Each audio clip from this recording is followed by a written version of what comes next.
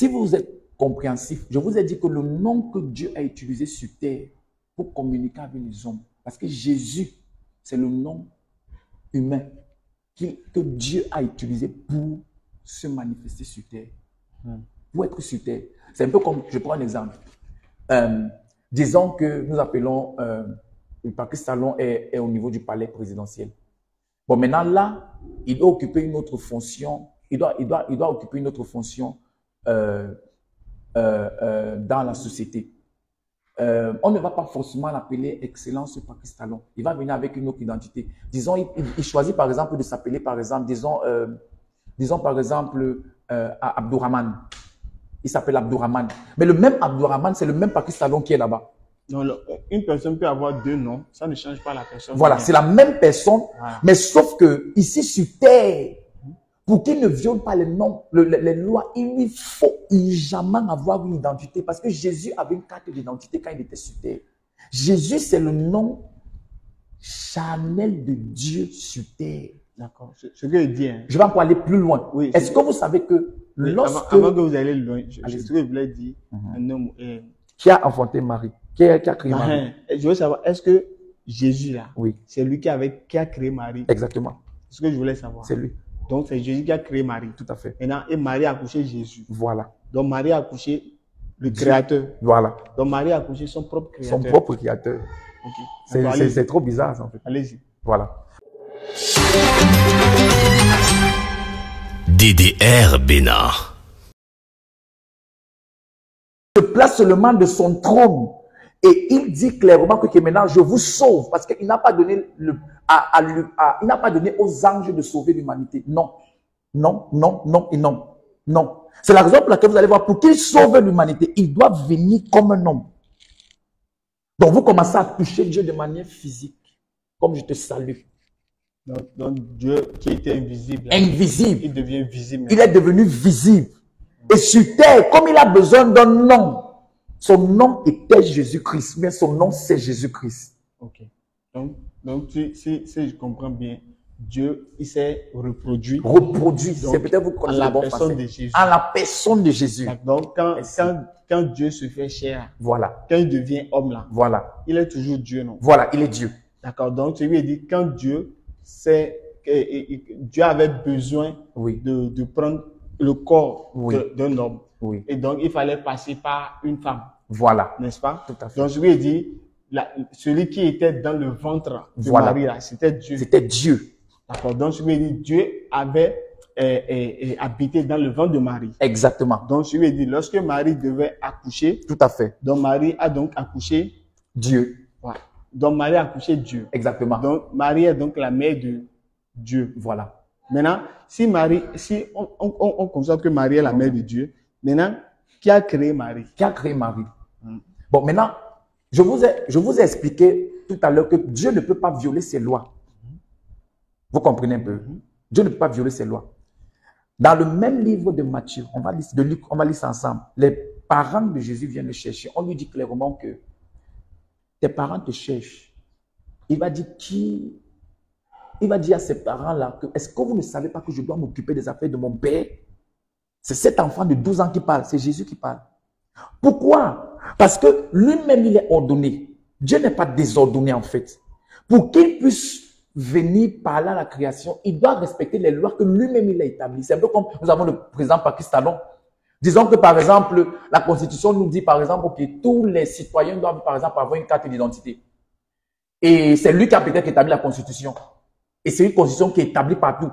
Maintenant, il se retrouve en train de se balader dans la rue. Et un policier l'interpelle. Il ne peut pas dire que je suis président, je n'ai pas besoin de carte d'identité. Non, il doit présenter quelque chose qui montre vraiment qu'il est citoyen.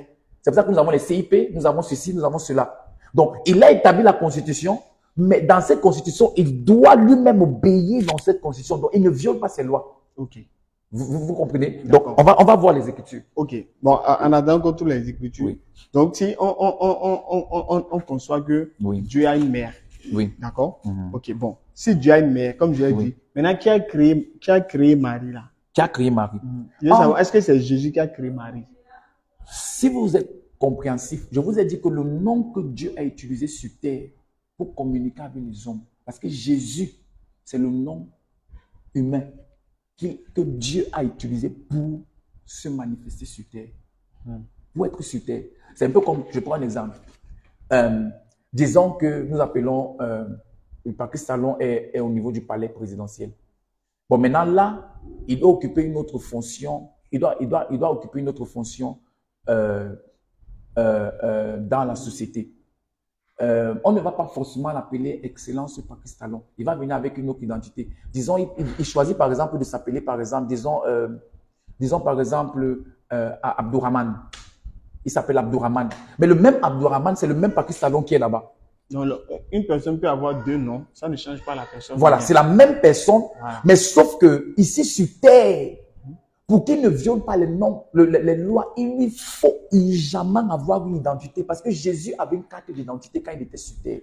Jésus, c'est le nom charnel de Dieu sur terre. D'accord. Ce que je dis. Hein. Je vais encore aller plus loin. Oui, est-ce que vous savez que oui, lorsque... Avant que vous allez loin, ce que je voulais dire, un homme...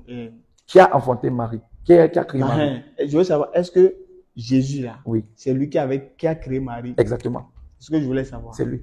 Donc, c'est Jésus qui a créé Marie. Tout à fait. Maintenant, et Marie a accouché Jésus. Voilà. Donc, Marie a accouché le Créateur. Voilà. Donc, Marie a accouché son propre Créateur. Son propre Créateur.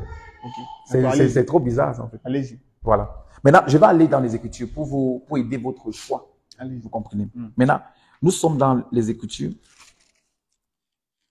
Allons dans le livre de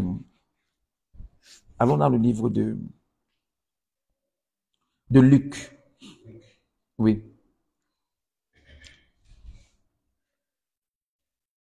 Luc combien? Disons, je cherche des choses qui vont vous aider.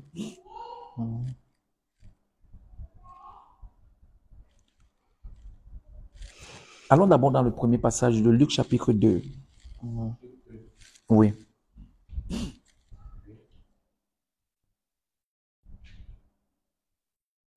Luc 2.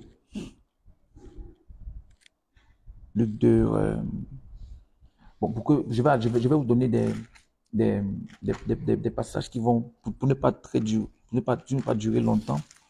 Allons ouvrez un peu Luc chapitre 2, verset 49 d'abord.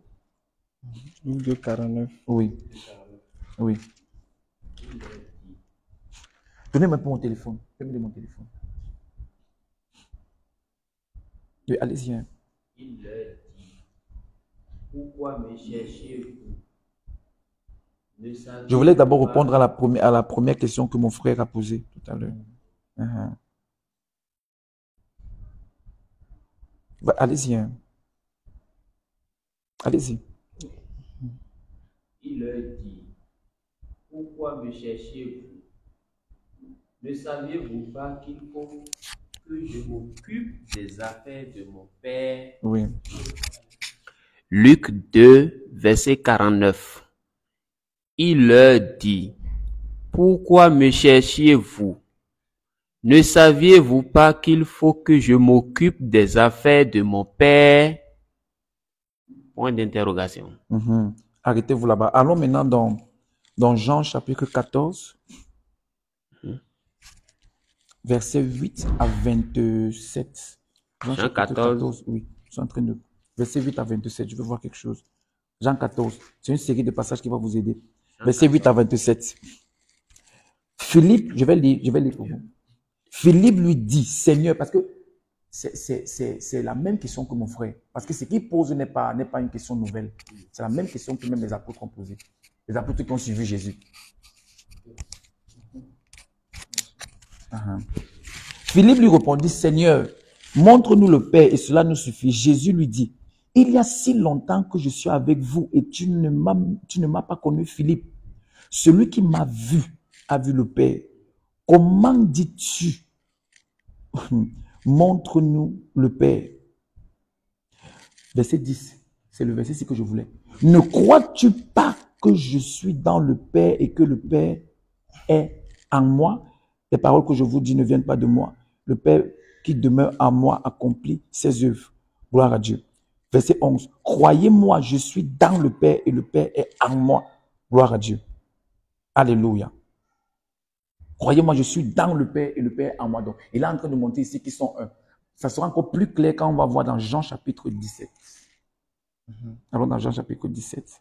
Après, j'aimerais qu'on revienne sur... On va revenir sur Luc 2, Luc 2. 49. On va revenir sur Luc 2. Oui. Je connais déjà la question de père. Il a dit que il a posé la question sur son père. Gloire à Dieu. Jean chapitre 17, verset...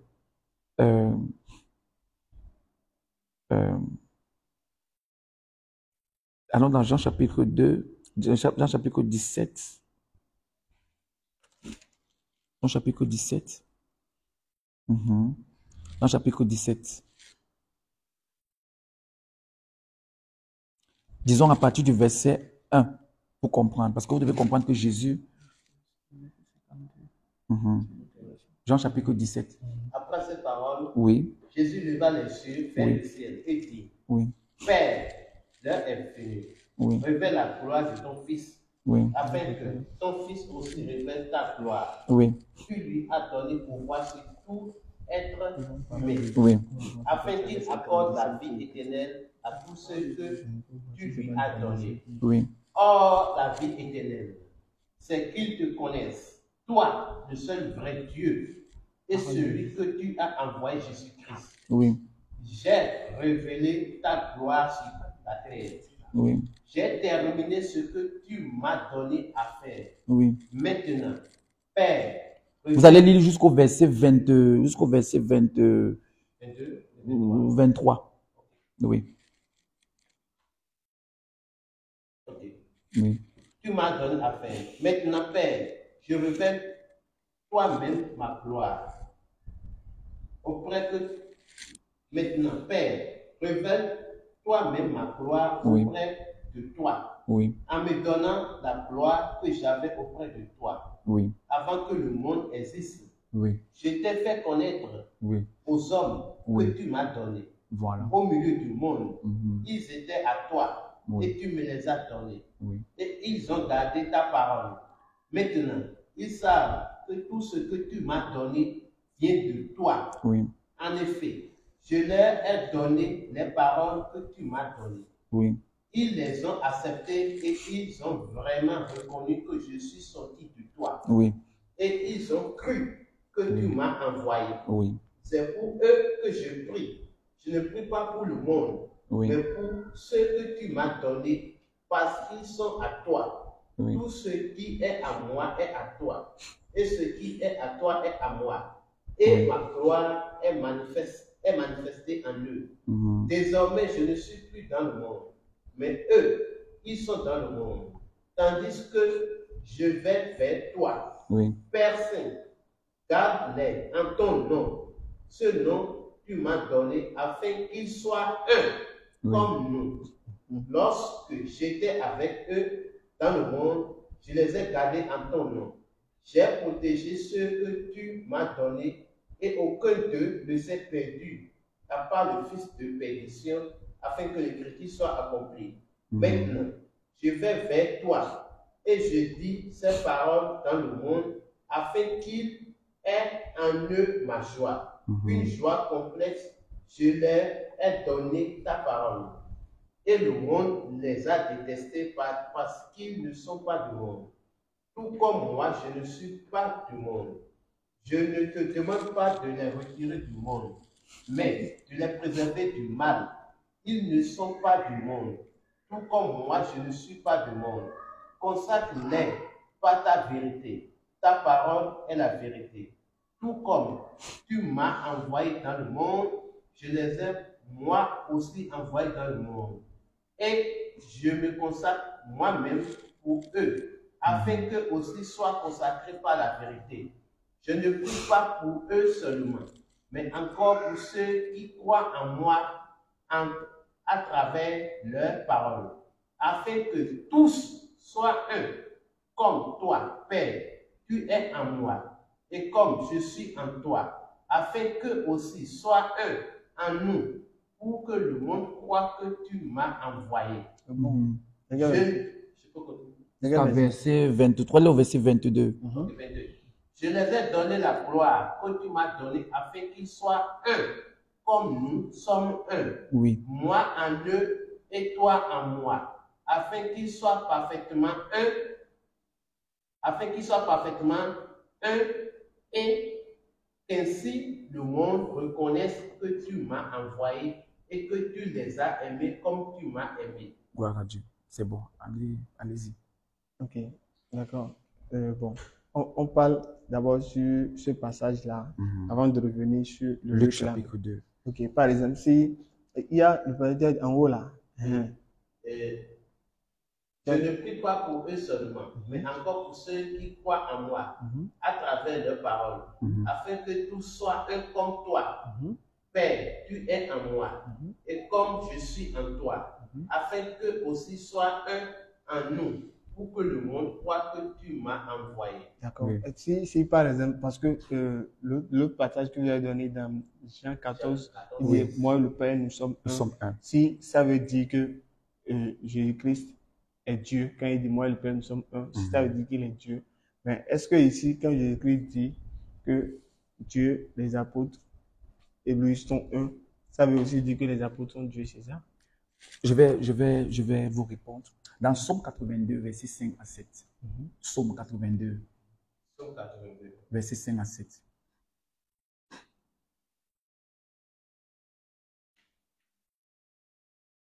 Psaume 82, versets 5 à 7. Verset 5 à 7. Oui. Ils ne savent rien. Oui. Ils ne comprennent rien. Oui. Ils marchent dans les ténèbres. Oui. Toutes les fondations de la terre sont ébranlées. Oui. J'avais dit, vous êtes des dieux. Vous êtes tous des fils du Très-Haut. Oui. Cependant, vous mourrez comme des hommes. Oui. Vous tomberez comme un prince quelconque. Arrêtez-vous là-bas. Reposez encore votre question. Non, je disais, est-ce que être un avec le Père veut dire qu'on est Dieu? D'accord. Jésus va dire à un apôtre va poser la question à Jésus, je crois que c'est dans le livre de Jean chapitre 8 aussi. Il va dire, avant qu'Abraham fût, moi, Jésus, je suis. Ça n'a aucun sens. Comment il peut dire qu'avant qu'Abraham, que nous avons lu tout à l'heure, existe? Il dit, moi, j'existe. Avant qu'Abraham ne soit, moi, j'existe. Si vous connaissez la Bible en général, vous allez découvrir que les prophéties bibliques disent que le Messie va venir s'asseoir sur le trône de David. Vous voyez un peu. Messie veut simplement dire sauveur. Le Père dont il parle ici là, c'est sa face invisible. Qui ça? Jésus. Jésus parle du Père ici. Quand il dit, le Père, moi le Père, nous sommes un. Voilà. Il est en train de dire, la face invisible là que vous priez, c'est moi qui s'est fait chair. C'est celle-ci qui s'est fait chair. C'est pour ça que vous allez voir que Jésus est la face, dans les épîtres de Pierre, il dit, il est la face visible du Dieu invisible. Ok. Donc moi le Père, nous sommes un là. Oui. Donc, je veux savoir, est-ce que le Père et moi, nous sommes un là? Et ça veut dire qu'il est Dieu. Être un avec le Père veut dire Dieu, c'est ça? Oui. Être un avec le Père veut dire être Dieu. Oui, ils sont un. Donc maintenant, quand il dit, lui, les apôtres et le Père et tout soit un, donc ça veut dire que les apôtres aussi sont Dieu. Il est en train de dire aux apôtres, si vous parvenez à croire en moi, vous allez devenir des dieux. Comme Jésus. Comme Jésus. C'est la raison pour laquelle ils seront tous dieux. Pourquoi? Parce Dieu même. Voilà. Donc ça sera en réalité un seul corps. C'est pour ça qu'on parle du corps. Okay. Quand on va être enlevé, c'est un seul corps qui va être enlevé. Okay. Donc Dieu est en fait venu pour déposer sur terre une nouvelle race au travers de Jésus. C'est pour ça qu'on dit qu'il est le premier-né d'un grand nombre de frères. Okay. Donc il est venu pour engendrer une nouvelle race. Vous comprenez un peu? Il est venu pour engendrer une nouvelle race. Dieu. En la personne de Jésus-Christ. Donc, il est venu se manifester sur terre avec le nom de Jésus-Christ afin que quiconque croira en ce nom-là deviendra Dieu en réalité. Okay. Pour que la nature du premier Adam ne puisse plus avoir l'autorité sur nous. Ok. Maintenant, la fin du verset là, il a dit, nous soyons un afin que. Oui. Que nous soyons un afin que. Oui, afin que le monde croit que tu m'as envoyé. Mais qui parlait ici? C'est Jésus. Dieu, non? Oui. Donc Dieu a dit quoi? Oui. Dieu afin que le monde croit que tu m'as envoyé. Oui. Donc Dieu a dit qu'on l'a Envoyé, c'est ça? Oui. Ça? Donc Dieu a dit qu'on l'a envoyé. Qui comprend ce que je suis en train de dire depuis?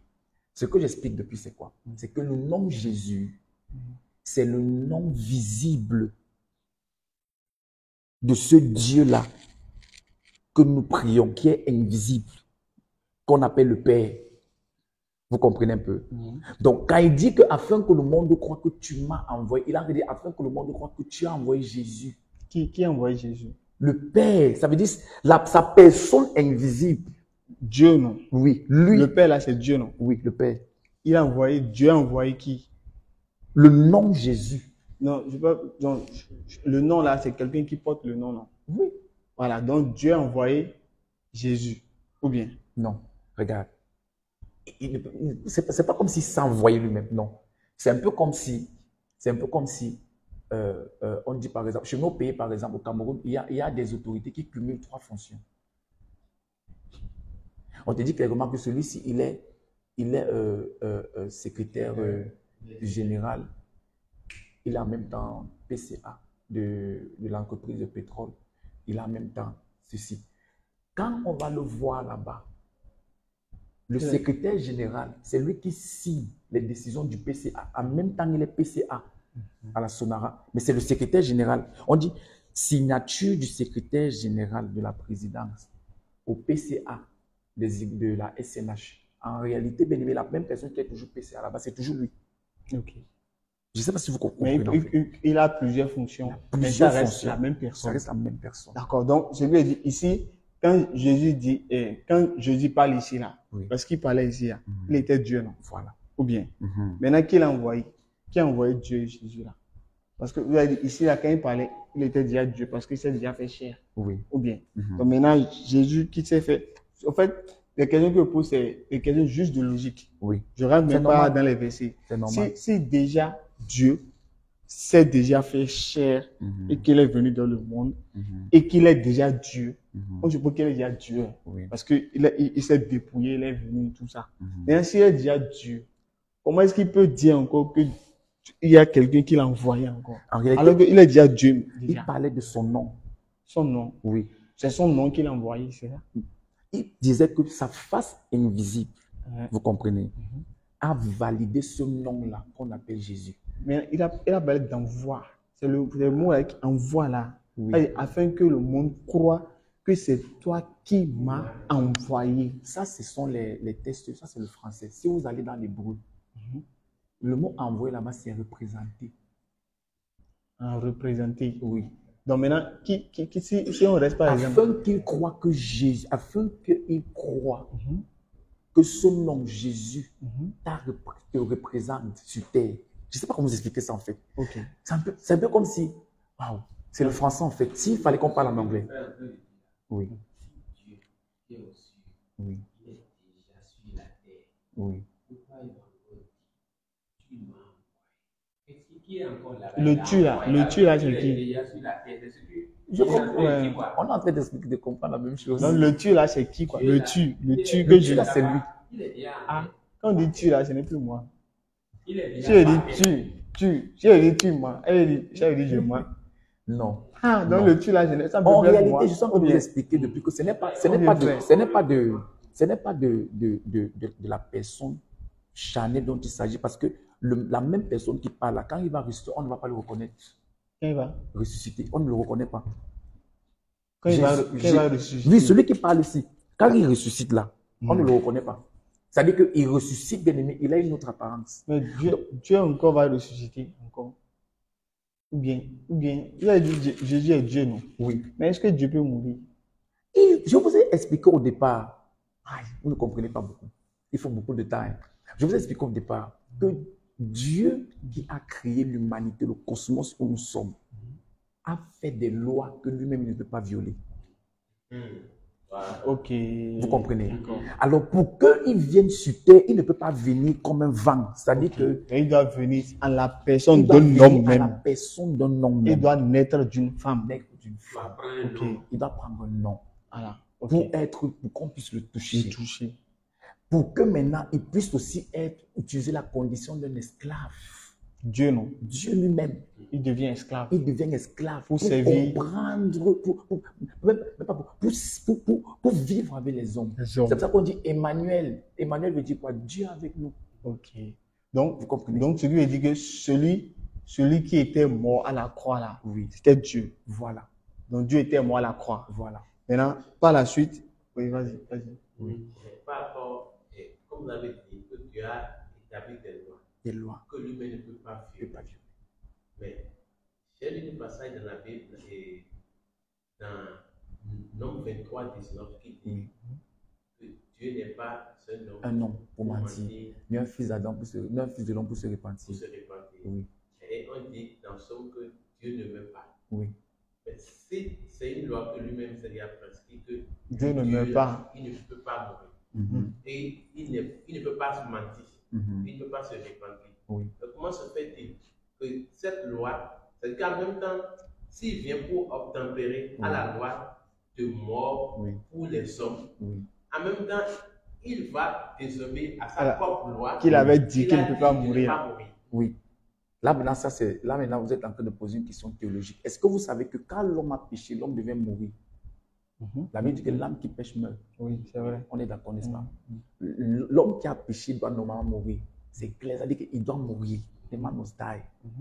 Bon, maintenant, Jésus, pour régler le problème du péché, est-ce que vous savez que Dieu, en fait même, Dieu dans sa grande nature, c'est-à-dire Jésus, c'est-à-dire Dieu dans sa grande nature a 4 faces. On l'appelle le lion de la tribu de Juda. On l'appelle, oui. Dieu lui-même est Jésus. Non, Jésus même, le Dieu là, c'est Jésus. Oui. Voilà.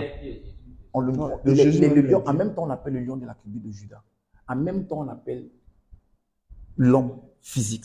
En même temps, on le nomme l'aigle, le grand aigle. En même temps, on le nomme l'agneau immolé. Dans l'Apocalypse, on parle plus de l'agneau immolé. Donc, ce que les humains voyaient là-bas comme un homme, dans d'autres mondes, c'était un agneau.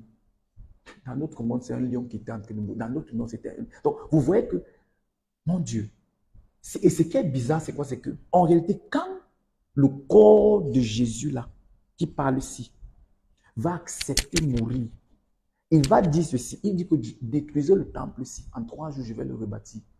Donc, il te révèle qu'en fait, je ne peux pas mourir. Je veux aller, en fait, je veux utiliser la mort comme un portail pour aller prêcher l'évangile à ceux qui sont en enfer. Donc, Dieu allait en enfer. Voilà. Dieu même. Lui-même. L'enfer qu'il a créé là. Voilà. Lui-même, il a déjà goûté à ça. Il est parti. Il est revenu. Dans le séjour des morts. Autant pour moi. Dans le séjour des morts. Ok. Vous comprenez un peu? D'accord. Maintenant. Oui. C'est pour ça que vous allez voir que 3 jours plus tard, il va revenir. Maintenant. Et quand il va revenir, personne ne va le reconnaître. Jésus a dit, et tout ce temple. Et en 3 jours, je vais le rebâtir. Il s'agissait du corps. Maintenant, là, dans Marc, là, Marc 14. Oui, allez-y. Marc 14. Marc 14. Verset 55. 55. Marc 14, 55. Oui. Marc 14, verset 55. Les principaux sacrificateurs et tout le Sanhédrin cherchaient un témoignage contre Jésus pour le faire mourir. Et ils n'en trouvent point. Oui. Car plusieurs rendaient de faux témoignages contre lui, mais les témoignages ne s'accordaient pas. Quelques-uns se levèrent et portèrent un faux témoignage contre lui, disant: nous l'avons entendu dire, je détruirai ce temple fait de mains d'hommes, et en 3 jours, j'en bâtirai un autre qui ne sera pas fait de mains d'hommes. Oui. Même sur ce point-là, leur témoignage ne s'accordait pas. Donc, ok. Donc, c'est comme si, c'est comme un mensonge qu'ils ont dit.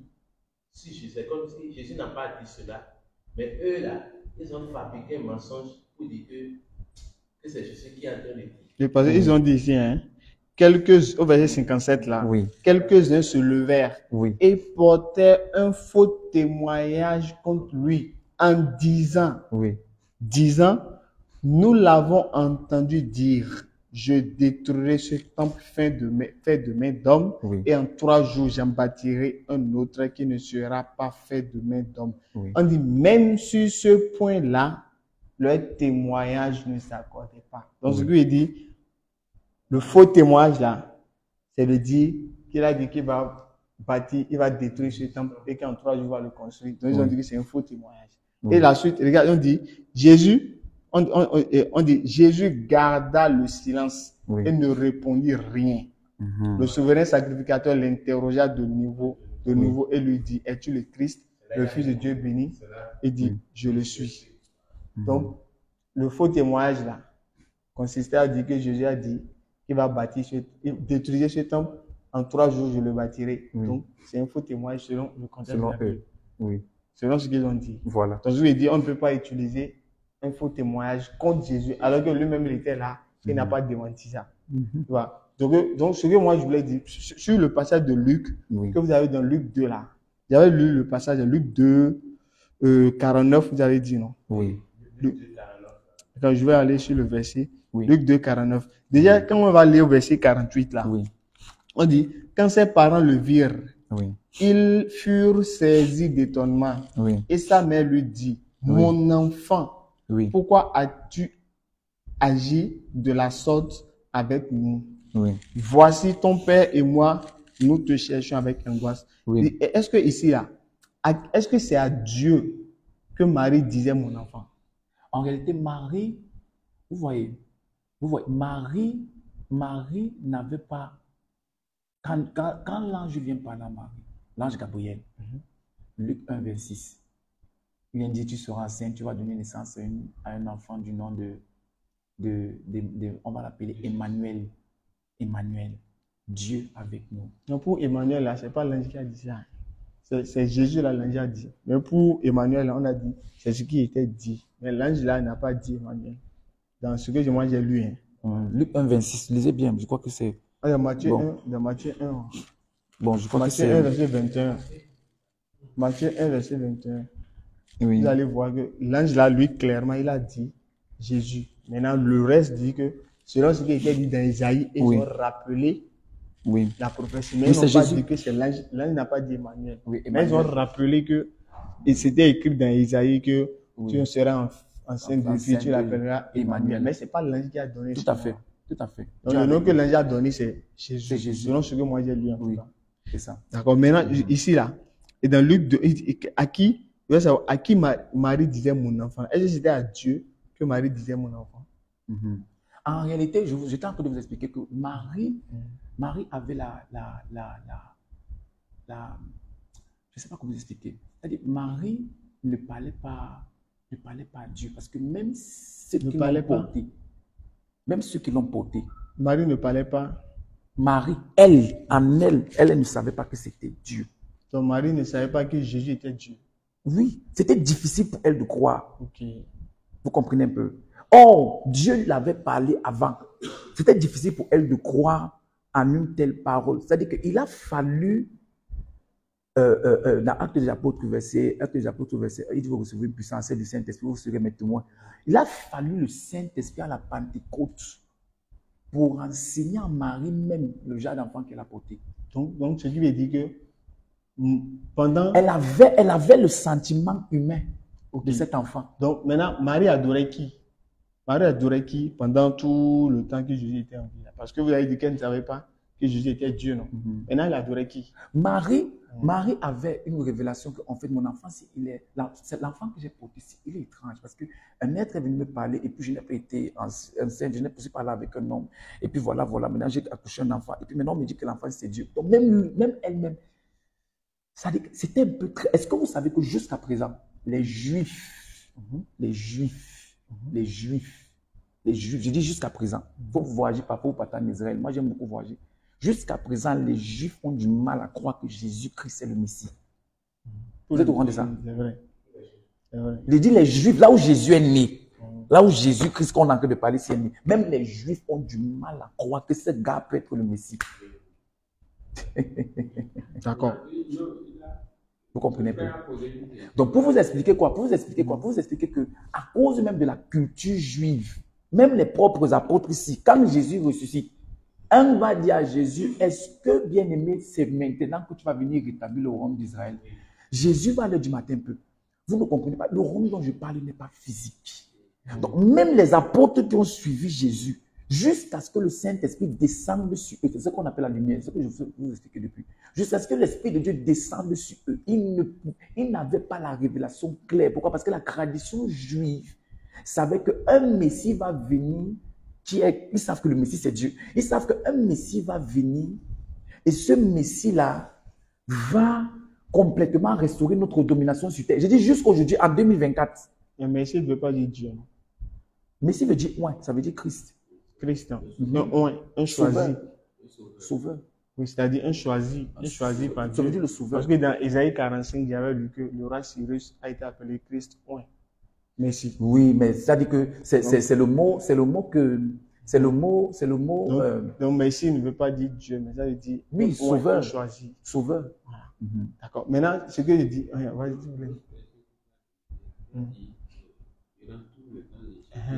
Marie adorait, elle adorait qui? Parce qu'elle ne savait pas que Jésus était Dieu. Maintenant, qui était le Dieu que Marie adorait? Marie adorait Dieu. Jésus, mais sauf qu'elle n'avait pas la révélation que c'était le Dieu là qui s'est fait chair. Donc comment elle va adorer un Dieu qu'elle ne connaît pas? Plusieurs adorent un Dieu qu'ils ne connaissent pas. Avec Marie encore? Oui, même Marie aussi. Il a fallu que le Saint-Esprit vienne pour que Marie puisse comprendre même ce qui se passe avec elle. Elle adorait quand même. Elle était sincère. Mais elle ne savait pas qui elle ne connaissait même pas que le Dieu là c'était lui. C'est la raison pour laquelle elle avait toujours ce sentiment que ok, c'est mon enfant. Et voilà. Il a fallu qu'à un moment donné, ça dit que pendant près de 30 ans, c'était difficile pour elle d'accepter. À un moment donné, vous connaissez le premier miracle de Jésus. À un moment donné, quand elle a commencé un peu à vouloir croire un peu, ça dit que, parce que jusqu'à ce que Jésus meure, est-ce que vous savez que quand Jésus même est sur la croix, quand Jésus est sur la croix, elle va pleurer comme une mère pleure qu'on est en train de tuer mon enfant parce que venez sauver mon enfant. Elle va pleurer parce que son enfant, on est en train de le tuer là-bas. Il va se lever, il va dire, mais femme, voici ton fils. Fils, voici ta mère. Oui. Ça dit que, voici ton fils, fils, voici ta mère. Ça dit qu'il avait toujours, il cherchait à comprendre depuis longtemps qu'en réalité, cette femme-ci ne connaît pas encore qui je suis. Je suis Dieu qui s'est fait chair. Mais c'est un peu comme, lui-même, il va revenir une parole. J'enlève même souvent le cas de prophète. Lui-même, il va revenir une parole. Il va dire un jour, parce que Jésus est venu là manifester tous les saints dons de ministère. Jésus a été prophète, il était apôtre, il était évangéliste, il était. Vous voyez un peu. À un moment donné, quand il voulait se représenter comme un prophète, il va dire ceci. Il va dire, ok, mais un prophète n'est même pas honoré chez lui. Donc, jusqu'à, ça dit que ça part de la dimension où même le prophète n'est pas honoré chez lui. Si vous êtes prophète là, si vous êtes prophète, si Dieu commence à se révéler en vous, vous allez découvrir que en réalité, vous aurez du mal à être reconnu prophète bien-aimé par certains membres de vos familles. Simplement parce qu'ils vont vous voir, mais ça c'est le petit garçon qui était à la maison là l'autre jour, et il a grandi, mais comment il peut dire qu'il est prophète aujourd'hui? Ah, vous avez même parlé. How are you prophet? He's not fine. Prophet, on va pas te croire en fait. Mais en réalité, tu es fou en fait. Il y a un truc qui ne va pas bien avec toi, tu es fou. Oui, vous avez parlé de grandir. Regarde le verset dans Luc 2 qu'on a lu là. Oui. Tout à Luc 2, 48, quand Marie disait mon enfant, c'est à Dieu disait mon enfant, non. Mais elle ne savait pas que c'était Dieu. Oui, ou bien. Ok. Bon, donc, en fait, elle parlait, ça dit qu'elle n'avait pas la révélation que l'enfant là était Dieu. Ok. Mais hein? Ça veut dire que tu vois tout le parcours de Jésus. Marie ne savait pas que c'était. Mais là, c'est à quel moment elle a su. Si Jésus avait 33 ans et pendant les 33 ans là, Marie n'a jamais cru que son fils était Dieu là. À quel moment elle a su qu'il était Dieu? C'est la question que je voulais qu'on me posait depuis longtemps. Ok. D'accord, allons-y. Avant que je vais lire le dernier verset. Je vous ai dit dans mes premiers propos que Dieu ne pouvait pas briser ses lois. Quand il vient sur terre, il est venu sur terre dans une culture, vrai ou faux. Il pouvait venir il est béninois. C'est-à-dire qu'il vient et sur terre, parce que je ne sais pas comment expliquer. C'est-à-dire que tu ne peux pas voir un être humain marcher, tu lui poses la question, tu es de quelle nationalité? Je suis du ciel. Non, oui, tu es du ciel, mais en fait, tu habites où? Tu as quel CIP? Voilà. Donc, il lui fallait une identité terrestre. Donc, quand il vient dans cette identité terrestre, il est venu sous la loi. Donc, quand Dieu vient sous fait chair, parce que Jean chapitre 1, vous connaissez, non? Au commencement était la parole était avec Dieu et la parole était Dieu. Tout était fait par la parole, rien de ce qui était fait n'était fait sans la parole. En elle était la vie. La vie est devenue. Vous voyez un peu, Jean chapitre 1 est clair. Jean chapitre 1, verset 1 au verset 12. Tu vois un peu. Donc, on te montre que la parole s'est faite chair. Et c'est cette parole-là qu'on appelait Jésus-Christ. Gloire à Dieu. Donc, on dit que c'est cette parole-là qui a créé toutes choses. On commençait que la parole était avec Dieu et la parole était Dieu. Au commencement était la parole était avec Dieu et la parole était Dieu. On vous dit que cette parole-là, c'est Dieu. Et c'est ça qui s'est fait chair, en fait. Vous comprenez? Maintenant, quand ça se fait chair, cette parole-là va venir maintenant dans une culture. Et elle a choisi de venir dans la culture juive. Donc, vous allez voir que Jésus, dans la culture juive, moi j'ai vu les ablutions, par exemple, que plusieurs méprisent. Les juifs font les ablutions. Oui. Jésus, bien aimé, quand il a multiplié, il a changé l'eau en vin, c'était dans les pots qu'on utilisait pour faire les ablutions. Les pots là étaient à l'entrée du temple. Donc c'était avec ça que Jésus a fait son premier miracle. Donc il est venu dans la culture juive, donc il connaissait la culture juive. Il connaissait tout ce qui était des juifs. Il a connu les traditions juives. Vous comprenez un peu? Donc, quand il vient, il trouve une femme bien-aimée qui est ancrée dans ses traditions, Marie. Et elle n'avait pas encore vraiment enfanté parce qu'il est, après Marie, après Jésus, elle a encore eu d'autres enfants. Elle a encore enfanté certains, elle a encore eu d'autres enfants. Donc, quand il vient donc, il est Dieu, mais il va opérer dans une tradition. Quand il va donc mourir, quand il va donc ressusciter, et quand il ressuscite, on ne le reconnaît pas. Pourquoi? Parce qu'il ressuscite avec un autre corps. Maintenant, à quel moment Marie a C'est ça que je suis en train d'expliquer. Quand il ressuscite donc, il va leur dire, maintenant, allez au niveau de la chambre haute. Vous recevez une puissance, celle du Saint-Esprit, survenant sur vous, et vous serez mes témoins. Pourquoi? Parce que Dieu opère dans la Trinité. Il est le Père, il est le Fils, il est le Saint-Esprit. C'est trois personnes qui sont une seule. C'est une seule personne, mais qui a trois fonctionnalités. Donc si on doit résumer, comprendre, donc Marie a su que Jésus est Dieu après la mort de Jésus. Voilà, quand le Saint-Esprit est venu, c'est là où il a su. Donc il a fallu d'abord que Jésus meure. Voilà. Pour que Marie puisse se rendre compte que son fils était Dieu. Voilà. Donc je veux dire, Marie croit en un Dieu qui est mort. Non, il est ressuscité. Oui, bon, avant qu'il ressuscite, il est d'abord mort. Non? Oui, il est d'abord mort, mais il est ressuscité. Donc, oui, pour prêcher l'évangile au séjour des morts. Donc, je lui ai dit, Dieu est mort. Ensuite, Dieu est allé en enfer pour aller prêcher à ceux qui sont là. Ensuite, Dieu est ressuscité. Maintenant, qui a ressuscité Dieu? C'est lui-même. Donc, Dieu lui-même s'est ressuscité. Oui. Je vous ai dit tout à l'heure quelque chose. Je vous ai dit tout à l'heure qu'il a il fonctionne dans trois fonctionnalités. On l'appelle le Père. Attendez. Allez. Vous avez dit que Dieu est allé en enfer pour aller prêcher aux gens qui sont là. Quel est le but? Il est en enfer. Bon, en fait, ce n'est pas l'enfer, c'est le séjour des morts. On appelle ça l'Hadès. Quel est le but? Afin que toute la création sache qui est le Messie. C'est vous qui pensez que lorsque tu meurs aujourd'hui, qu'il est Dieu, gloire à Dieu, et qu'il est venu parmi eux. C'est vous qui pensez que quand un homme meurt, c'est là où sa vie. Depuis sa position, il ne peut pas faire que les mots sachent qu'il est Dieu. Je vous ai dit tout à l'heure, quand vous avez compris, Dieu a fixé les lois que lui-même il ne peut pas briser. Maintenant, voilà qu'il avait fixé la loi que lui ne peut pas. Non. Il avait fixé la loi ci. Il avait fixé, écoutez, c'est vous qui ne comprenez pas. Il avait fixé cette loi-ci, que l'homme mourra. Donc, s'il vient comme un homme, il doit passer par le processus de la mort, même s'il va revenir. Mais lui-même a dit qu'il ne meurt pas. Habakkuk 1:12, non? Il ne meurt pas. Vous ne comprenez pas. Dieu est esprit, non? On dit la parole s'est fait quoi? Chair. Et elle habite comment? Parmi nous. Attendez, mais voici ça, non? C'est biblique. Voici ce qu'il dit. Allons dans le même genre. Oui. Oui. Oui. Ils sont déjà morts. Ils vont revenir sur la terre et sur ce que Dieu les a prêchés. Ou bien, il faut que je prenne beaucoup de temps avec vous parce que, en réalité, toi qui es placé là, chef, est-ce que tu sais que ta personne, c'est 3 personnes? En même temps, c'est ce corps-ci. Mais en toi, il y a une autre personne qu'on appelle l'âme. Et il y a ce qu'on appelle l'esprit.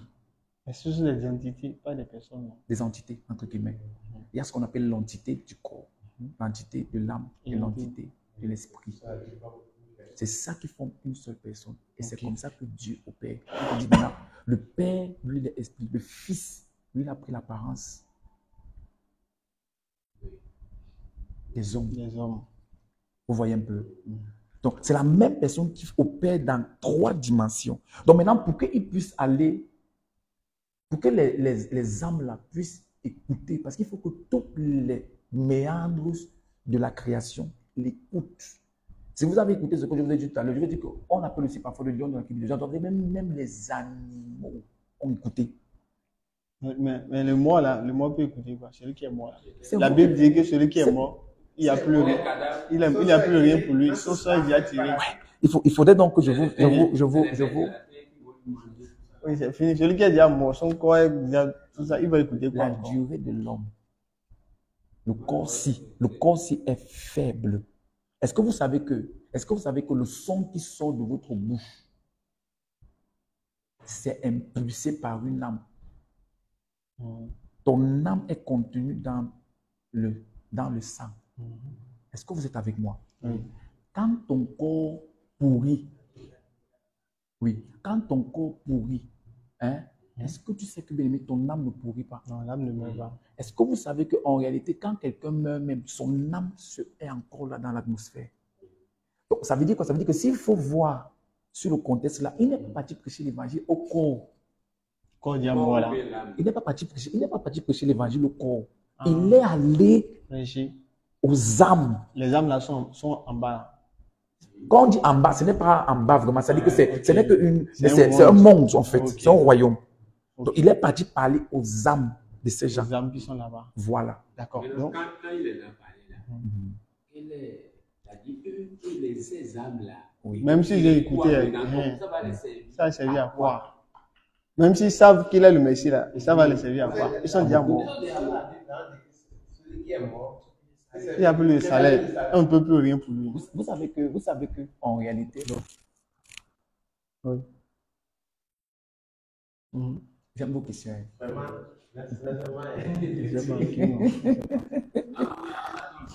J'aime vos questions. C'est vrai que à 23h, je dois prier, mais bon, je suis avec vous. À la fin, vous allez donner offrande. Je voulais donner le dernier vers de Luc 2 qu'on lisait là. Oui. Comme Luc 2, 52 là. Donc, vous avez d'abord d'avoir une préoccupation qui m'intéressait. Comment quelqu'un maintenant, quand ils sont là-bas, ça va servir à quoi? C'est ça, non? D'accord. Donc, allez-y.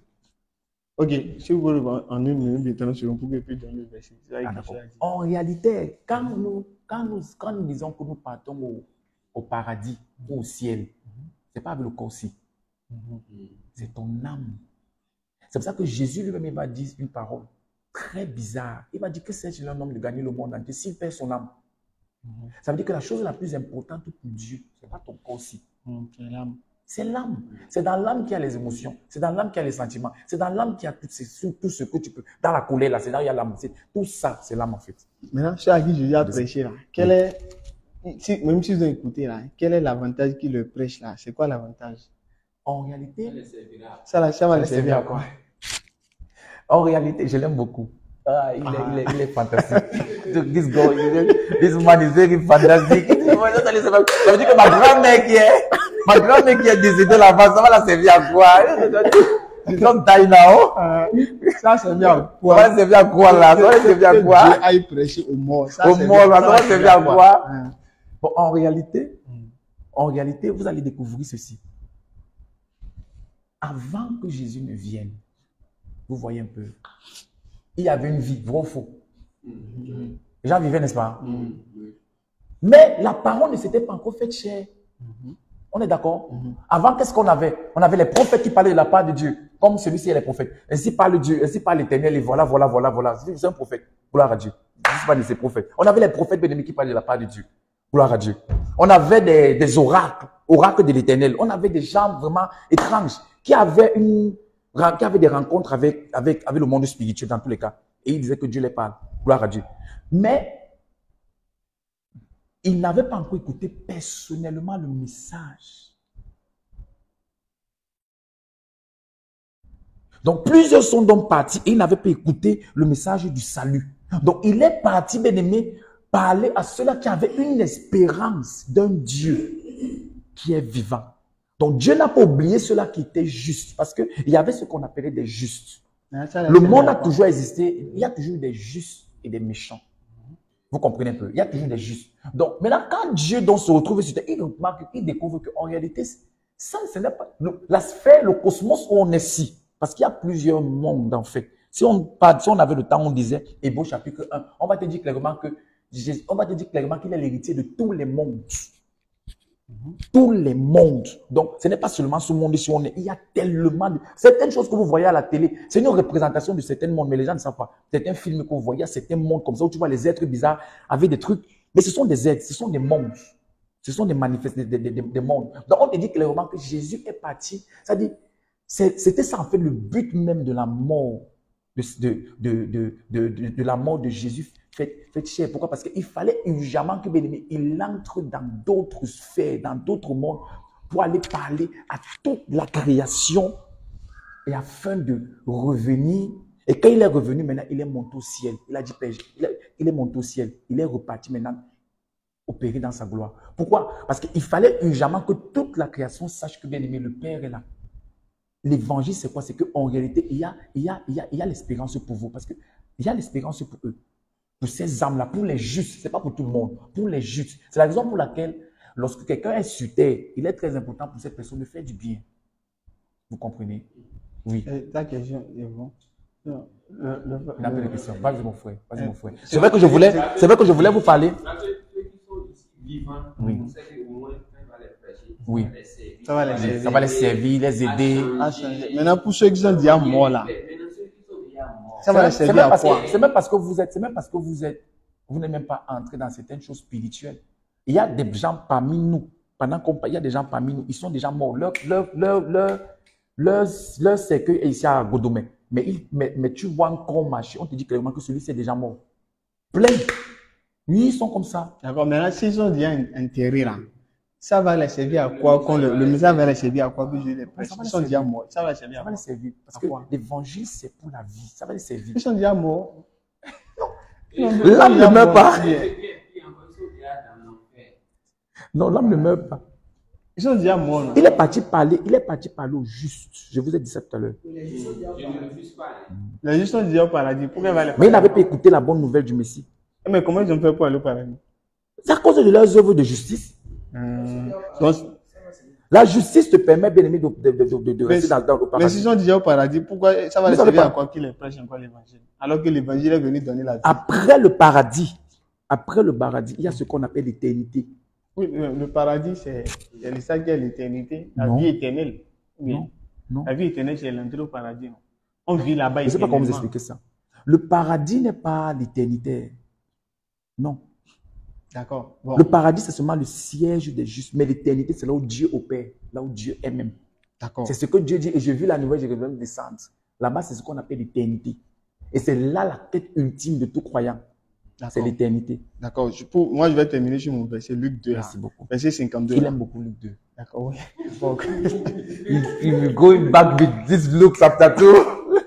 Il aime beaucoup ce Luc 2. Dans Luc 2, là. Même mon frère, c'est il va lire Luc 2. Oui. Moi, je suis très content de cette question. C'est vrai que si j'avais beaucoup de temps, c'est vrai que je dois beaucoup travailler. Luc 2, 52. Hein. Il n'y a pas de souci. Luc 2, 52. Oui.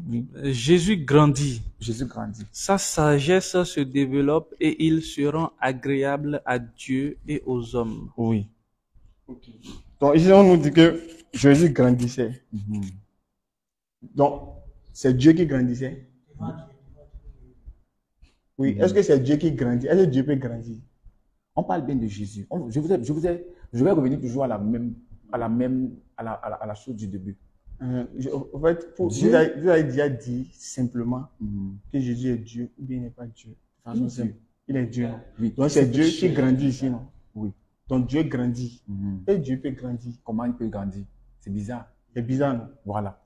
Laisse-moi vous expliquer. Je vais toujours revenir à la première chose. Jusqu'à ce que, jusqu'à ce que vous allez comprendre. Même si ça va me prendre combien de jours, ça va aller. Ce n'est qu'un début, ce n'est pas grave. Je vous ai dit ceci. Jésus est la personne, est Dieu qui s'est fait chair. Jean chapitre 1 est clair. Comprenez? Oui, Jean chapitre 1 est clair.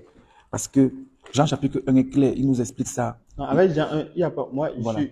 je suis avec le passage que vous avez donné. Voilà. Je voulais juste savoir, est-ce que Dieu peut grandir? Voilà. Est-ce qu'on peut comprendre que Dieu puisse grandir? Dieu puisse grandir. Est-ce qu'on peut accepter ça?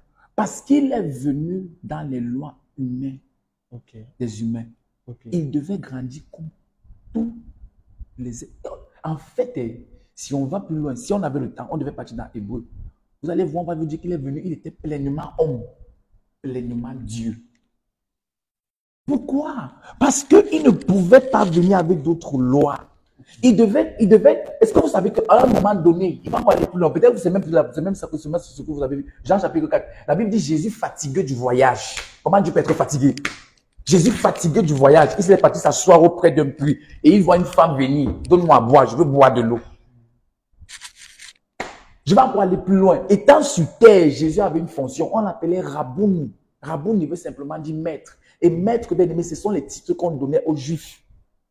Parce qu'il y a ce qu'on appelle les rabbis, il y a les rabbins, il y a les rabbanes, il y a les rabouni. Jésus, bien aimé, avait eu la grâce, bien aimé, de devenir un rabouni. Même l'apôtre Paul était un rabouni. Rabouni, ce sont les maîtres. Vous comprenez un peu? Donc, vous allez voir qu'il est venu, il a opéré dans toutes les lois humaines. Matthieu 27 là. Non, le verset là. On dit devant Dieu. C'est ça votre problème, tu vois. Devant Dieu. On dit Jésus grandissait devant Dieu. Alors que lui-même l'a dit à Dieu. Alors que lui-même l'a dit. Il grandissait devant qui encore? C'est ce que je suis en train de vous expliquer. Lui, peut-être qu'il a un peu compris. Oui, il grandissait devant lui-même. Devant lui-même. Mais ça, c'est sa personnalité parfaite. C'est un peu comme si... Non, Jésus grandit devant lui-même. Voilà. Dieu grandit devant lui-même, Dieu encore. Voilà. Mais ça, c'est sa personnalité parfaite. C'est-à-dire qu'on parle de Dieu ici, je veux que vous compreniez. Ce sont les mots qui dérangent un peu. Si on avait, par exemple, la capacité de voir, par exemple, l'hébreu, j'allais vous montrer certains passages. Là, ça va être plus clair. L'hébreu ou bien le grec. Ça veut dire que le français est trop pauvre. En réalité, lorsqu'on parle du Père, le Père ici, c'est la manifestation ultime de la divinité de Jésus que tu vois marcher sur terre. C'est lui qu'on appelle le Père. C'est un peu comme si, je vous ai pris un exemple tout à l'heure, on te dit que celui-ci est secrétaire général de la présidence. En même temps, il est président du conseil d'administration, peut-être que je ne connais pas la société de pétrole ici. En même temps, il est actionnaire à IRA, par exemple. IRA, j'aime beaucoup boire les jus IRA. Il est par exemple actionnaire à IRA. De toutes les manifestations, la manifestation la plus puissante de cet individu, c'est secrétaire général. Ok. Là, ça me fait rappeler en même temps une autre verset dans Jean 20, 14 là. Oui. Là où lorsque Marie de Magdala elle était venue, elle a touché Jésus. Jésus l'a dit, ne me touche pas. Voilà, car je ne suis pas encore monté vers mon Père. Oui. Je vais trouver mes frères et dire, je monte vers mon Père, qui est aussi votre Père, vers mon Dieu, qui est aussi votre Dieu. Oui. Là, quand Jésus parlait là, il était Dieu, non? Oui. Maintenant, il monte vers qui encore? C'est sa personnalité ultime. Donc, il monte vers qui maintenant? En réalité, il va, c'est un peu comme si on dit par exemple, ok, il faut que tu élèves ton esprit pour que tu découvres qui tu es. Par exemple, toi qui es assis là, n'est-ce pas? Est-ce que tu sais que si je vais par exemple faire un travail spirituel avec toi, très élevé, je vais te demander par exemple de monter afin de rencontrer ta réelle nature. Il faut que tu montes et pour que tu rencontres ta réelle nature. Parce que si tu ne montes pas, tu ne peux pas rencontrer ta réelle nature. Parce que tu penses que tu es ça. Mais c'est quand tu vas monter. Monter là, ça veut dire quoi? Ça veut dire réaliser davantage bien aimé ta nature. Maintenant, qui doit monter? Qui doit monter maintenant?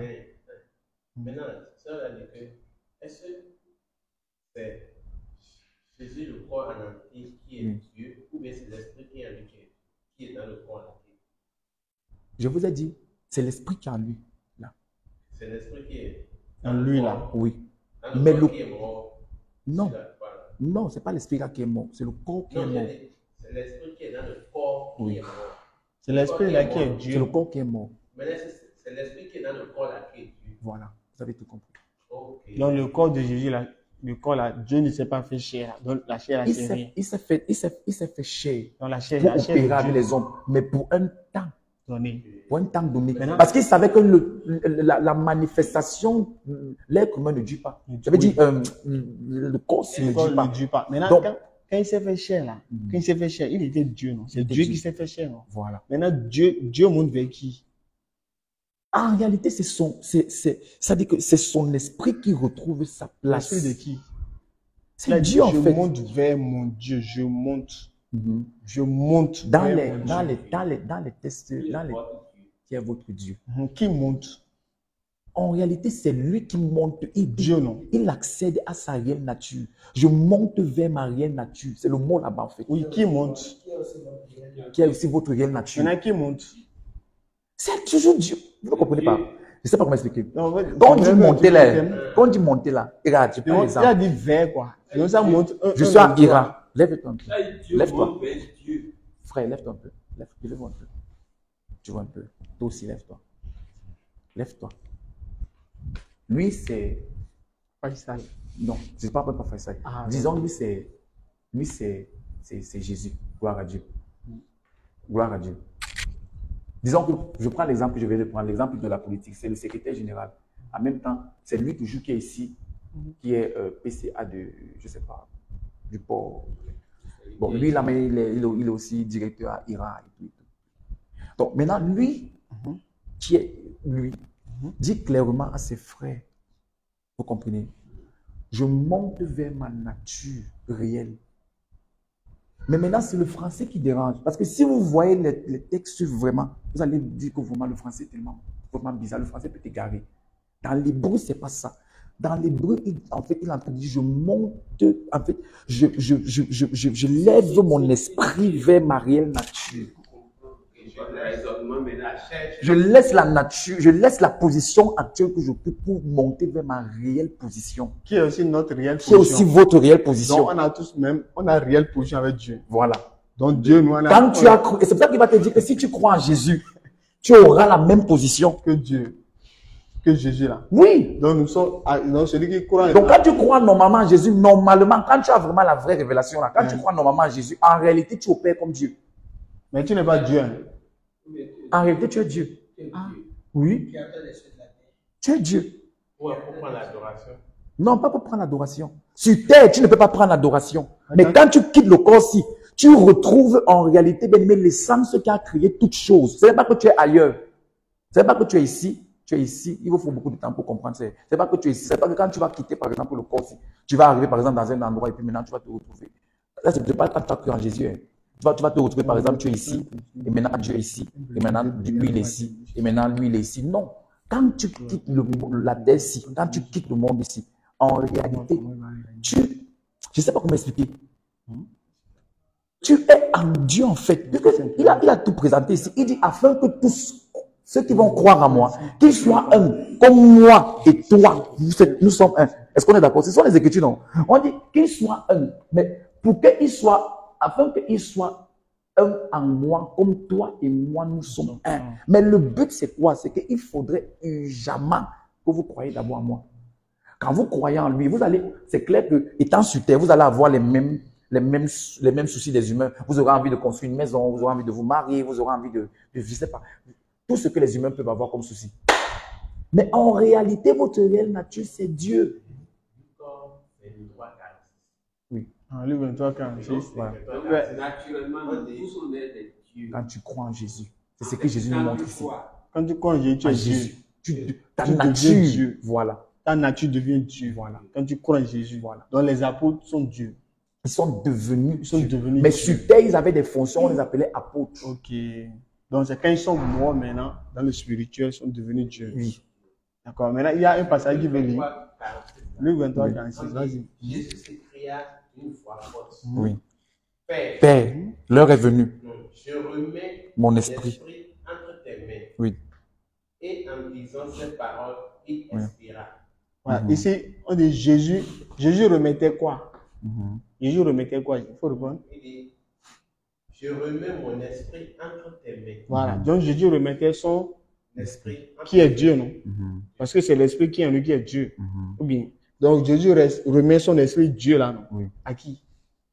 C'est l'esprit de Dieu, comme vous avez dit. C'est l'esprit de qui est dans le corps. Maintenant, l'esprit Dieu là, pas dans la main. De qui encore? De qui encore? Voilà. Logiquement quoi? Logiquement, de manière logique. Je vous ai dit tout à l'heure que le plus gros problème, c'est le français. Si vous allez dans les textes réels, donc originels qui ont écrit la Bible,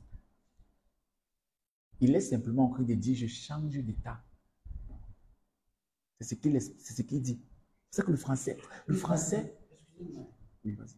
Le texte, qu'est-ce qui est écrit dans le texte? C'est en hébreu bien en grec. En hébreu et en grec. Voilà. Maintenant, le terme utilisé, c'est Voilà, parce que l'hébreu et l'arabe là, c'est à peu près. ça se Non. Donc, si on a une idée sur ça, en même temps, on peut voir. Non, c'est pas la Non, même c'est chose. comme si L'hébreu n'est pas pareil. l'apôtre ne. Pour lui, la Bible en français, là, c'est pas fiable. Donc la Bible en français, elle est chaque fois, fiable. vous dites C'est-à-dire que le mot, là, c'est pas lorsque c'est pour bien, Donc, elle est fiable. Normalement, on doit rester sur les mots de ce Oui, qu'on a. elle est fiable. Comme on n'a pas l'hébreu là. Voilà, elle est fiable. Mais sauf que c'est la terminologie de mots. Quand il dit, parce que quand il est en train de parler, vous êtes en train de mettre une représentation. Je remets mon esprit. Je prends un exemple. Je remets mon esprit entre tes mains. Vous voyez mon téléphone. C'est ça, non? C'est pas ça. C'est ce qui est écrit. Je remets mon esprit entre tes mains. Non, lève-toi, tu es Dieu. Voilà, me voici. Je remets mon esprit entre tes mains. Voilà, c'est ce qui est écrit. C'est ça, non? C'est ça qu'on voit, n'est-ce pas? C'est ce qui est. Mais c'est pas ça. C'est ça qui est écrit. Mais il remet son esprit là. Son esprit est Dieu, non? Oui. Il remet Dieu à qui? En réalité, qu'est-ce qu'il est en train de vouloir présenter ici? Présenter à l'humanité. Il est en train de dire, ok, je change d'état pour revenir dans mon état naturel. Ça, c'est quand. Le mot même ici, c'est trône. Oui, ça, c'est quand on va chercher l'explication de ce qu'il dit, oui. Maintenant, avant qu'on rentre dans l'explication, il remet Dieu à qui? À qui d'abord? Je vous ai dit, quand il parle de même ici, c'est ce que je suis en train de vous expliquer. Quand il dit, je remets mon esprit entre tes mains, en réalité, il est en train de dire, je remets mon esprit sur mon trône. Oui, ça, c'est l'explication. Ou bien, ça, c'est l'explication de ce que vous voulez dire. Ou bien, l'interprétation de ce qu'il est en train de dire. Moi, je ne veux pas d'abord entrer dans l'interprétation. Je veux savoir à qui il remettait son esprit. Si vous devez prendre ça avec vos propres thèmes, c'est à lui-même. Donc Jésus Dieu, Jésus Dieu, il remet son esprit qui est Dieu, à Dieu lui-même encore. Oui. Ok. À Dieu lui-même. Ça, c'est pour les thèmes clairs. Donc voilà. Jésus remet son esprit à lui-même. Oui. Pour que vous ayez plus d'explications, Colossiens chapitre 1. Je veux qu'on va terminer sur un brigand, deux brigands. On va terminer.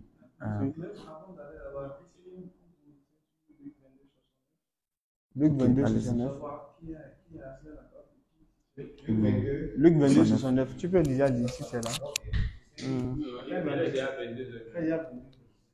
Oui. Il n'y a pas de souci.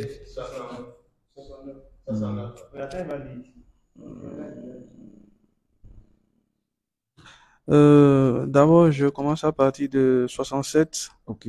Il est écrit, ils dirent, si tu es le Christ, dis-le nous. Jésus leur répondit, si je vous le dis, vous ne le croirez pas.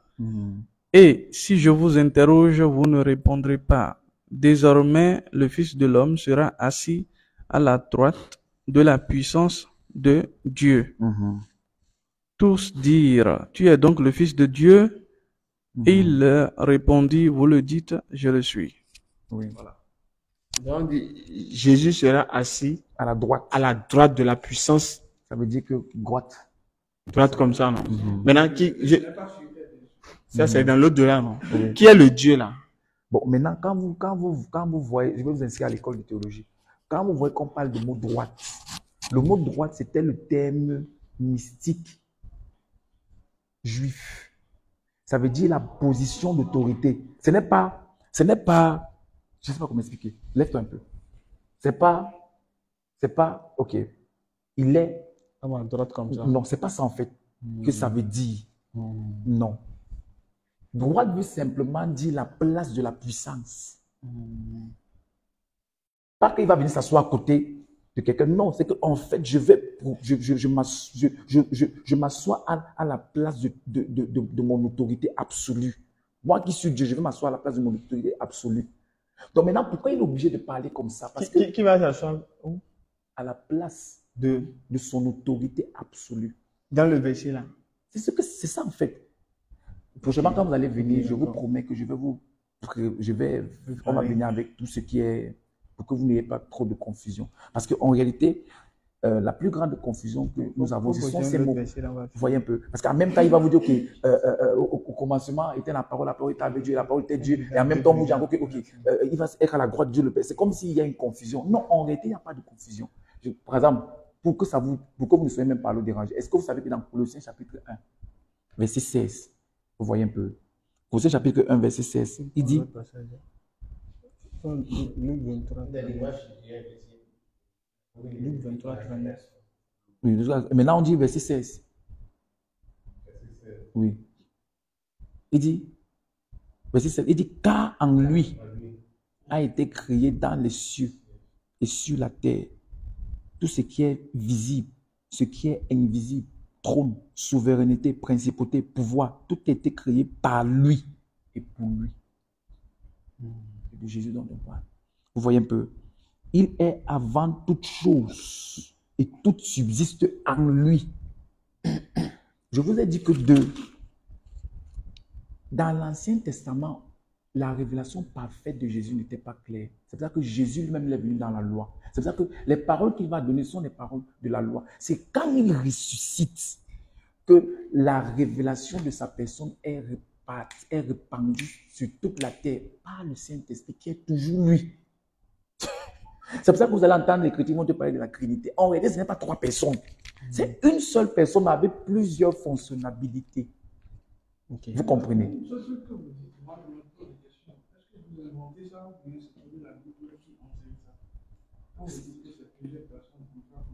Non, c'est une personne en trois. C'est la Bible. Dieu peut avoir des fonctionnalités. Dieu a des fonctionnalités. Il est omniscient, omniprésent, omnipotent. Ça, ce n'est pas des fonctionnalités, ça, c'est des attributs. Omniscient, omnipotent. Je ne sais pas si peut-être c'est moi qui explique mal. En fait, il est en même temps le Père, en même temps le Fils, en même temps le Saint-Esprit. C'est la même personne qui est un. Le Père demandait. Oui. Non. Mais vous avez lu ça tout à l'heure dans Jean chapitre quoi? Jean chapitre 17. Il dit, le Père et moi, nous sommes un. Comment vous dites qu'il est le Père en même temps, il est encore le Fils en même temps, il est encore le Saint-Esprit.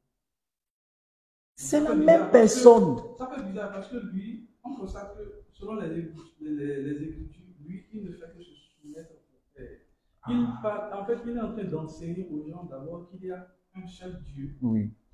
Et que c'est ce Dieu-là qui l'a envoyé. Oui. Est-ce que vous comprenez un peu? Donc, ça fait bizarre que vous dites en même temps que c'est encore lui, ce Dieu-là. Oui, en fait, on lit quelque chose de différent dans le livre, mais vous nous expliquez autre chose. Non. Nous, on lit dans le livre que quoi? Lui dit, par exemple, que oh, la vie éternelle, c'est qu'ils te connaissent toi. D'abord, on sent qu'il s'adresse à Dieu. Oui. Il dit, oh, la vie éternelle, c'est qu'ils te connaissent toi. Et puis, écoutez très bien ce qu'il a dit. Il a dit, toi, le seul vrai Dieu. Il s'adresse à quelqu'un. Il a dit que lui là, le seul vrai Dieu. Et maintenant, celui que tu as envoyé, Jésus-Christ. Le verset est clair. Mais je vous ai expliqué ça tout à l'heure. Jésus-Christ, c'est le nom qu'il a utilisé pour être sur terre. Mais Jean chapitre 1 est clair. Mais pourquoi vous ne voulez pas comprendre les Écritures? Jean chapitre, écoutez. C'est la même personne. Mais c'est clair. Mais vous ne lisez pas la Bible. Non. Écoutez. Vous ne lisez pas bien. Non, allez-y. Au commencement, écoutez. Au commencement, écoutez. Regardez. C'est la même personne. Pourquoi il peut dire ça? Il parle d'une fonction. C'est toujours lui. C'est un peu comme je vous ai dit tout à l'heure que le SG, par exemple, est plus grand, par exemple, que le directeur général de tel. Non, ouais, Jésus, c'est la même personne. Donc, quand Jésus était mort, c'est le Père qui était mort. Quand Jésus était mort, c'est le Père qui était mort. Regardez. Regardez, je vais aller droit au but. Ne secouez pas la tête sans comprendre. Sans comprendre. Je n'ai pas le temps. Hein. Je dois travailler tout à l'heure. Parce que si je dois avoir le temps, je dois vous prendre toute une journée. On parle de Genèse, Apocalypse. Je vous montre des écritures de Genèse, Apocalypse. Je ne bouge pas. Mais c'est parce que je n'ai pas le temps. Je veux seulement que de poser les questions. Vous ne voulez pas étudier, vous voulez seulement poser des questions. Parce que ça, ce sont des questions, mais ce n'est pas ça l'étude. L'étude est différente des questions. Parce que vous voulez seulement des questions à cause des convictions que vous avez. Mais l'étude, c'est différent. Si vous voulez étudier, on entre dans les écritures de Genèse jusqu'à Apocalypse. Et là, on va peut-être prendre toute une journée. Vous allez bien comprendre. C'est pour ça que j'ai demandé, prenez les cahiers. Je parle avec les écritures. Jean chapitre 1, écoutez. Écoutez. Au commencement était la parole. La parole était avec Dieu. Là, ça fait un problème, n'est-ce pas? Non, écoutez. Et la parole était... Le Père est plus grand que moi. Mais qui est plus grand? Il n'est pas encore... Le Père est différent de Jésus. Non. Et la Bible nous dit encore qu'il se prosternait le visage à terre, face contre terre, pour prier Dieu. Mais ça veut dire que tout ce que je raconte depuis, vous n'avez rien compris alors. C'est ça qui est compliqué, quoi. Je suis en train de vous expliquer ceci depuis le début. Et je vais m'arrêter ici. Je vous ai dit ceci. Dieu qui a créé les humains a établi des lois. Si vous n'avez rien compris ce soir, rentrez avec cette vérité. Toutes les autres vérités, on va pouvoir discuter après. Dieu qui a établi les humains, a créé le monde, a établi des lois. Alors, pour qu'il puisse sauver l'humanité, il est obligé de se soumettre à ces lois. Ça veut dire quoi? Ça veut dire que quand il vient sur terre, il est obligé, puisqu'il est obligé de monter, Jésus va te révéler lui-même qu'il est là, le chemin, la vérité. Qui est la vérité à part Dieu? Personne. Il est le chemin, la vérité. Jean 14, verset 6. Dans sa loi, il a dit que la croix, c'est pour les maudits. Oui. Dans sa loi. Bien sûr. Il est venu. Oui, il s'est fait pécher pour nous. Mais pourquoi vous ne lisez pas la Bible? Comment Dieu va se faire pécher? En fait, quand en même temps... C'est ça, non? Mais c'est lui-même qui dit qu'il s'est fait pécher pour nous. Pour sauver l'humanité, il fallait qu'il se fasse pécher. Donc Dieu s'est maudit pour nous déjà. Oui, c'est une malédiction pour nous. Donc Dieu s'est maudit pour nous. Voilà, pour qu'on soit sauvés. Bon, quand en même temps vous dites qu'il est Dieu, et en même temps vous allez nous faire croire qu'il s'est sacrifié pour les humains. D'accord? Oui. Bon, en fait, Dieu qui est au-dessus de toutes choses. Pourquoi il ne pouvait pas sauver les hommes comme ça? C'est sacrifié. Oui. Comment? Est-ce que c'est normal? Dieu se sacrifie à qui? Dieu s'est sacrifié. Parce qu'on sait que dans l'Ancien Testament, dans l'Ancien Testament, on sait que dans l'Ancien Testament, on tuait les animaux. D'accord? Pour, comment on appelle là, voilà, des péchés. Vous voyez un peu. Et ça, c'était pour Dieu qu'on le faisait. Oui, pour l'expiation des péchés. L'expiation des péchés, merci beaucoup. Maintenant, quand vous allez maintenant nous dire que Dieu lui-même, maintenant là, il s'est sacrifié. Ça a quel sens? C'est parce qu'il était... Vous n'avez pas compris depuis. Vous voyez un peu. Dieu, les humains là, ont péché contre qui? Contre Dieu. Contre Dieu. Et maintenant, Dieu pour les pardonner, lui-même, il va se sacrifier pour les humains. Pardon aux humains. Normalement, si par exemple, si votre fils a fait quelque chose contre vous, vous a offensé, c'est lui qui va chercher les moyens pour lesquels il va obtenir votre pardon, ou bien c'est vous qui va aller faire et dire voilà, je suis venu, ce que tu as fait, bon, je te pardonne. On appelle ça. Non, pas ça d'abord. Oui. Je me maudis, je vais à la croix pour toi. Je vais mourir, après je vais ressusciter, et puis toi tu es pardonné. Faut croire que moi je suis venu mourir, et puis tes péchés sont pardonnés. Mais c'est trop facile ça. Non, c'est très difficile. C'est pour ça que vous même pour croire ça, c'est très difficile. En fait, non seulement que c'est pas acceptable, et ça n'a pas de sens. Quand on nous fait comprendre que c'est Dieu même maintenant qui est venu mourir, se sacrifier pour qui? Ça fait un.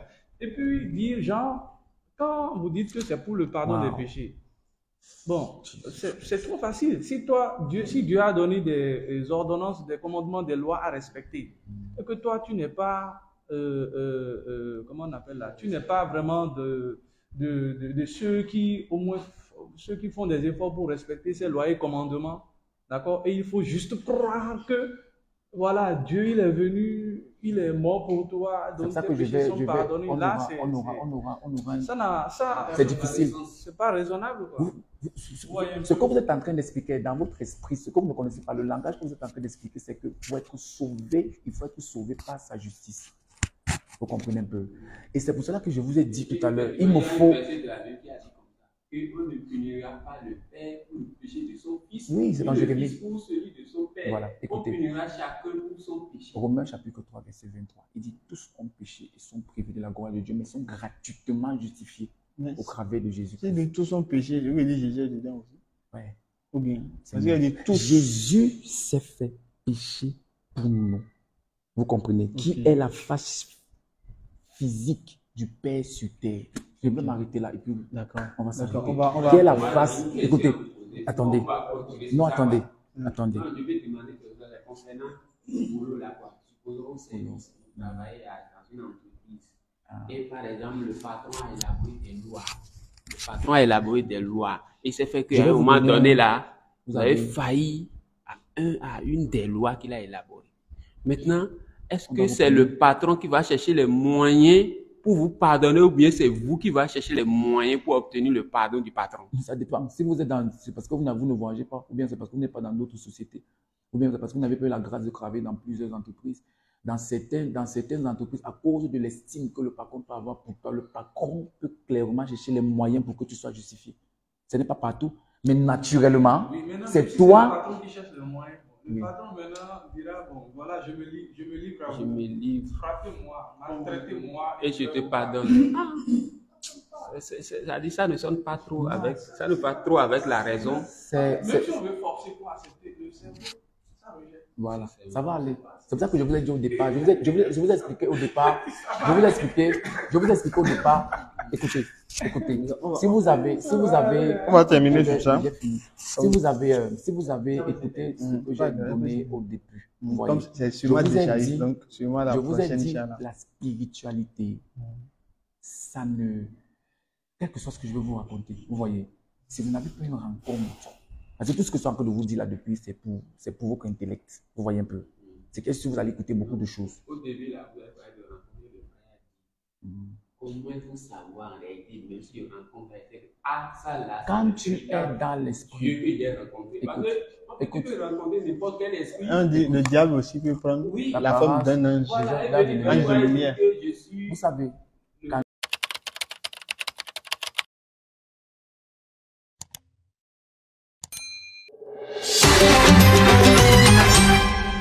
DDR Bénin.